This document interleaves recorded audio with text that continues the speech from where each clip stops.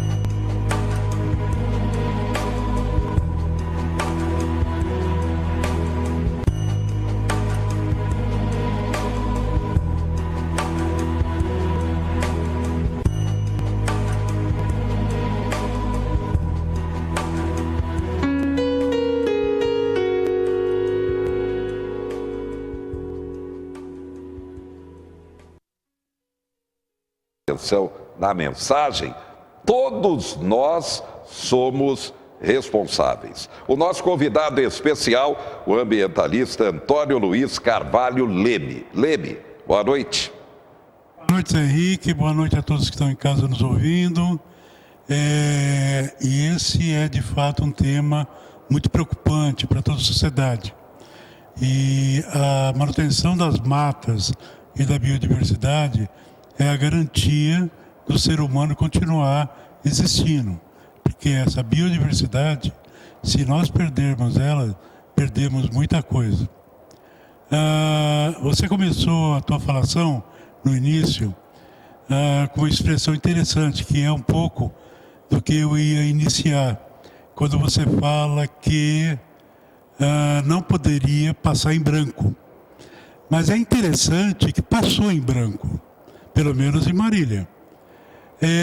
Quando você me convidou, eu fiz uma pesquisa no site de jornalismo digital em Marília, para ver quais são os sites que estavam tratando desse assunto e como estava tratando.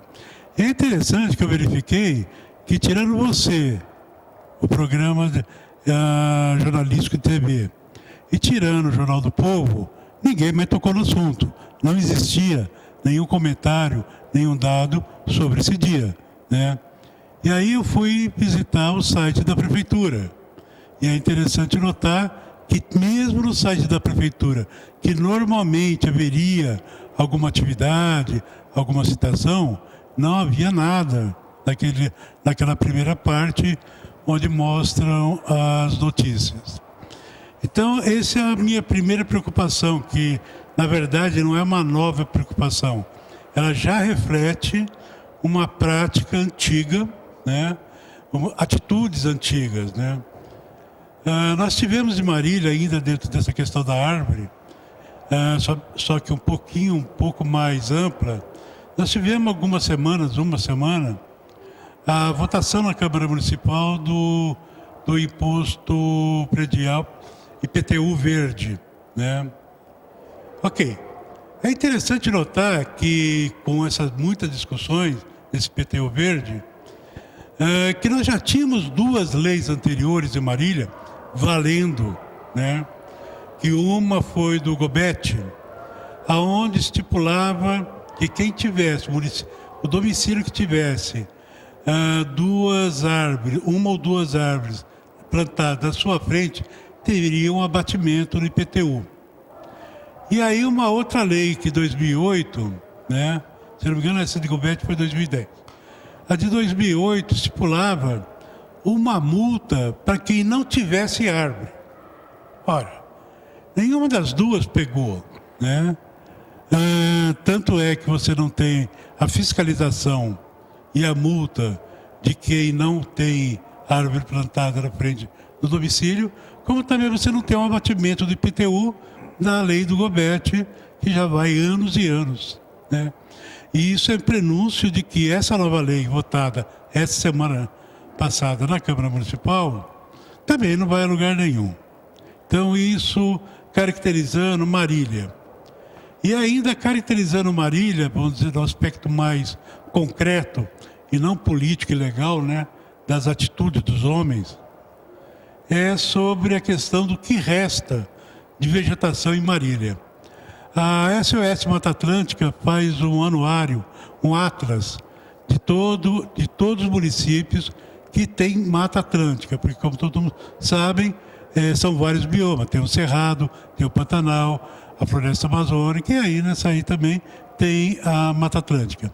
Marília quase o total do espaço físico de Marília pertence à Mata Atlântica. Ali na direção de Ourinhos, é um pedaço muito pequeno, é Cerrado. Pois bem, então esse atlas que foi feito agora há pouco tempo, que fala de dados de 2016, e não avança, porque 2017 não terminou, o de 2016 mostra que nós temos perto de 15% ainda de Mata Atlântica. Parece, num primeiro momento, um número bom, 15% sobreviveu. Mas aí a gente tem que tomar um pouco de cuidado nessa análise, porque uma parte desse percentual é mata de várzea, obrigatória por lei.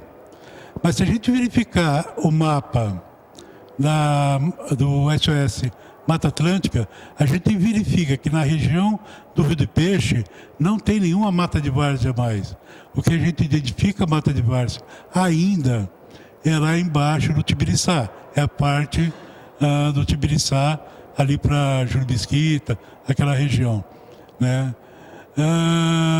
E a gente verifica também que se a lei fosse cumprida, só a área de proteção de APP, que é a parte de proteção em volta de todos os riachos e rios, mais a reserva legal, teria obrigatoriamente ter sido preservado mais de 25%.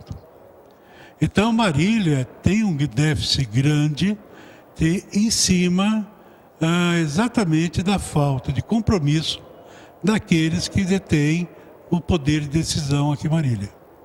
Para melhorar esse quadro, educação ambiental, é esse o único caminho, Leme? Me preocupa, com certeza não se discute. Educação ambiental é essencial e necessária, né? O que me preocupa nesse tipo de ação é que normalmente a educação ambiental é direcionada para plantar uma árvore. Então eu planto uma árvore na esquina de uma escola, 2, 3 dentro do pátio, mais 2, 3 na rua. A gente verifica semana passada que a prefeitura fez uma ação na Zona Norte de plantio de árvores em um terreno público, mas a ação principal, ou vamos dizer, o motivo do plantio era, de alguma maneira, ocupar o terreno público para que não jogasse mais lixo naquele terreno público. Ou seja, a intenção não é a revitalização, não é a preservação. E quando a gente fala, por exemplo, plantar uma árvore, isso para a biodiversidade, isso para a preservação ambiental, não tem muito significado, tem para a educação ambiental. Uma criança vai lá e planta uma árvore. Se uma prefeitura faz o que a gente chama de corredor ecológico, ou seja, pega uma linha de uma rua ou de uma avenida, ou daqui, no caso de Marília, a linha férrea, ou um riachinho, e fazemos de comprido, em todo o percurso daquele evento geográfico, em todo o percurso, plantamos árvores, montamos uma vegetação, aí eu concordo, pode ter um significado, mas para o meio ambiente, para a biodiversidade. Mas quando plantamos uma árvore isoladamente, ele tem sim um sentido para a criança de conhecer a árvore, de fazer, do educador poder fazer o discurso na preservação, mas de concreto, para a natureza, não. E aí eu até dou um exemplo de outro problema muito grande nessa questão do que se faz nesses projetos de plantio, né? É o tipo de árvore que se planta. Atualmente eu estou fazendo os projetos de recuperação de abelhas sem ferrão para trabalhar a questão dentro da zona urbana para possibilitar a população ter mel em casa, ter alimento. E aí a gente estava fazendo um plantio de árvores que a gente chama de pasto apícola, ou seja, são árvores que a abelha quer e sobrevive em função dela, da flor, do pólen, etc. E ali tinha uma semente de leucena. Leucena é uma árvore exótica e daquele tipo de árvore exótica que toma tudo se deixar. Então a gente tem que tomar cuidado, não só nessa questão de isolar as árvores, como também ter cuidado do que a gente planta. Obrigatoriamente a gente tem que ter uma política de plantar somente árvores nativas. É isso que eu acho. Muito bem. Obrigado, Antônio Luiz Carvalho Leme, ambientalista, nosso convidado especial para marcar essa data tão importante. 21 de setembro, o Dia da Árvore. Destaques do momento. Atenção, governo federal fará enquete sobre o horário de verão. Está marcado para voltar a partir de 15 de outubro, mas ainda não confirmado. O governo promete fazer uma enquete para saber se a maioria da população concorda com a volta do horário de verão. E você, qual é a sua opinião? Por 10 votos a 1, o Supremo decide mandar a segunda denúncia contra Temer à Câmara. Dona da L'Oréal de Paris morre aos 94 anos de idade. Ela deixa 40 bilhões de dólares. Greve dos Correios entra no segundo dia e o governo já fala numa privatização dos Correios. Polícia Militar de São Paulo abre concurso para 221 vagas de oficiais. O Brasil abriu 36 mil vagas com carteira assinada em agosto. Ainda é pouco para o potencial do país. Banco Central eleva para 0,7% a estimativa de alta do PIB em 2017 e vê a inflação em torno de 3,20%. A empresa aérea Azul vende ações de sócios